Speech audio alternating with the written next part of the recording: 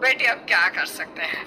मैं भी तुम्हारे भाई की शादी इस लड़की से नहीं कराना चाहती थी, लेकिन समर्थ की जिद के आगे मुझे झुकना ही पड़ा। समर्थ ने अपनी पसंद की लड़की अधीरा से शादी की है, लेकिन उसकी माँ मंजू और बहन सौम्या को अधीरा बिल्कुल पसंद नहीं है। समर्थ की माँ ने तो अपने बेटी के प्यार के आगे अपना सर झुका लिया और दोनों की शादी करवा दी, लेकिन सौम्या ने अभी तक हथियार नहीं डाले थे। वो अभी भी अपनी भाभी को घर से निकालने की हर मुमकिन कोशिश कर रही है।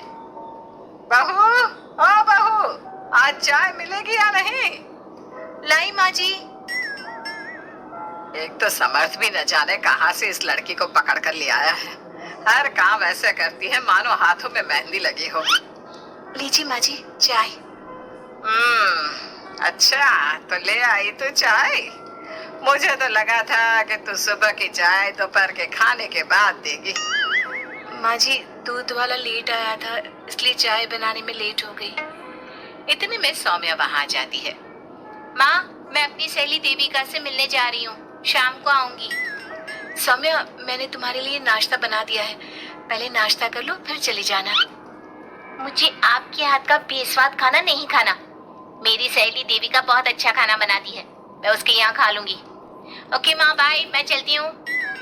सौम्या के जाने के बाद मंजू अपनी बहू पर चिल्लाते हुए कहती है, बहू तूने इतनी बुरी चाय बनाई है, इससे अच्छा तो तू जहर पिला देती, कम से कम वो मीठा तो होता। अगर मेरे बस में होता तो चाय की जगह जहर ही दे देती। कुछ कहा तूने? अब नहीं बाजी, मैं दूसरी चाय बना देती हूँ। रहने दे, मैं जा रही हूँ अपनी बहन के घर, तो घर का सारा काम करके रखना, शाम तक आ जाऊंगी। और हाँ, रात के खाने में कुछ अच्छा बना लेना। मंजू अधीरा पर हुक्म चलाकर चली जाती है। अधीरा बड़बड़ाती हुई किचन में जा रही होती है कि तभी समर्थ वहां आ जाता है। अधीरा, नाश्ता लाओ जल्दी से, ऑफिस के लिए देर हो रही है। क्या करोगी नाश्ता करके? किसी को भी मेरे हाथ से बना खाना पसंद नहीं आता, आप ही बाहर ही कर लेना नाश्ता। लगता है माँ और सौम्या ने फिर तुमसे कुछ कहा है, तभी तुम्हारा मूड इतना खराब है। तुम माँ और सौम्या की बातों का बुरा मत माना करो। मैंने माँ के खिलाफ जाकर शादी की है ना, इसलिए वो तुमसे कुछ उखड़ी उखड़ी रहती है। लेकिन मुझे पता है, जिस तरह तुमने मेरा दिल जीत लिया, उसी तरह तुम माँ और सौम्या का दिल भी जीत लोगी।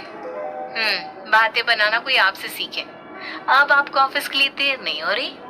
हो तो रही है, लेकिन सोच रहा हूँ सौम्या और माँ घर पर नहीं है, तुम दिन भर अकेली घर में क्या करोगी? मैं आज ऑफिस की छुट्टी कर ही लेता हूँ। नहीं नहीं नहीं, मैं घर में अकेली रह सकती हूँ, आप ऑफिस जाओ। चलो जाओ और अपना काम करो। समर्थ ऑफिस चला जाता है और शाम को जब सभी घर आते हैं, अधीरा सबके लिए बड़े प्यार से खाना तैयार करके रखती है। सौम्या सबसे पहले किचन में जाती है। अरे वाह, खाने की तो बहुत अच्छी खुशबू आ रही है, लेकिन मुझे इस खाने का मजा किरकिरा करना ही होगा। सौम्या खाने के अंदर बहुत सारी हल्दी डालकर चली जाती है। उसके बाद अधीरा सबके लिए खाना लगाती है, लेकिन किसी को भी खाना अच्छा नहीं लगता। छी भाभी, कितना बुरा खाना बनाया है। इससे अच्छा तो आप हमें मना ही कर देती कि आप खाना बनाएंगी ही नहीं, तो हम बाहर से ही कुछ अच्छा खाकर आ जाते। कम से कम हमारे मुंह का स्वाद तो नहीं बिगड़ता। बहू, तूने हम सबको सुबह बिना खाना खाए निकाल दिया, और अब भी हमें बिना खाना खाए सोना पड़ेगा। क्या करती हो अधीरा? तुम्हें खाना बनाना भी नहीं आता क्या? दिमाग खराब कर दिया। समर्थ गुस्से में वहां से चला जाता है। उसके पीछे पीछे सौम्या भी जाती है। भैया, हमने आपसे कितना मना किया था कि इस लड़की से शादी मत करो मत करो, लेकिन आपने हमारी एक नहीं सुनी। आप मेरी सहेली देविका को तो जानती हो ना, सुंदर होने के साथ साथ हर काम में माहिर है। सौम्या देखो, मैं वैसे ही परेशान हूँ, तुम मुझे और परेशान मत करो, जाओ यहाँ से। सौम्या ने समर्थ के दिल में अधीरा के लिए नफरत डालने की कोशिश की। अगली सुबह अधीरा जल्दी सोकर उठी और सबके लिए नाश्ता बना लिया, लेकिन समर्थ बिना कुछ खाए ही ऑफिस के लिए निकल गया। सौम्या भी ये सब नोटिस कर रही थी। उसने देविका को घर पर बुला लिया। देविका, आज भैया बहुत गुस्से में है, आज तुम ऐसा खाना बनाओ कि भैया उस अधीरा की तारीफ करना भूल जाए। सौम्या, तुम ये सब क्या कर रही हो? तुम्हारा भाई शादीशुदा है, वो कभी मुझसे शादी करने के लिए तैयार नहीं होगा। लेकिन तुम तो भाई से पहले से ही प्यार करती थी ना। हाँ करती थी, लेकिन ये उन दिनों की बात है ना। चुप रहो तुम। अगर तुम्हें भैया को पाना है तो तुम्हें वही करना होगा जो मैं कहूंगी। सौम्या ने जैसा जैसा कहा देविका ने वैसा ही किया। देविका ने बहुत ही स्वादिष्ट खाना बनाया। शाम को सभी लोग इकट्ठा हुए और सबने एक साथ मिलकर खाना खाया। इतना मजेदार खाना खाकर सबने देविका की खूब तारीफ की। समर्थ ने अपनी पत्नी को ताना देते हुए कहा, अतीरा, देविका ने कितना अच्छा खाना बनाया है। तुम्हें देविका से खाना बनाना सीखना चाहिए। अब तो ये रोज की बात हो गई। सौम्या हर बार देविका को अपने घर बुलाती और किसी न किसी बात पर अधीरा को शर्मिंदा करती। सौम्या अपने भाई की बात देविका से कराने लगी।